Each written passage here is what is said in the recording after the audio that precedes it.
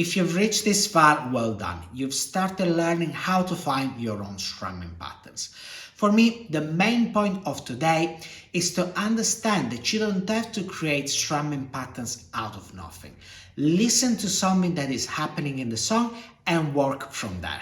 As this is the first day of the challenge, I'm gonna give you a very small assignment. So, listen to Otherside from 1 minute and 58 seconds to 2 minutes and 2 seconds. Only the drums are playing there. Work out your drum groove and translate it onto the ukulele. As there are no chords, just strum a G major. You can find the clip that you need to listen to, the tabs and the chords from today's lesson in my link in bio.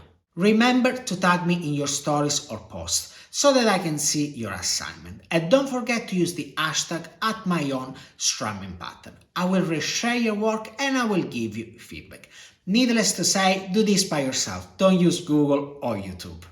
So, having said that, I'm looking forward to your assignment and I will see you in 2 days with a new lesson.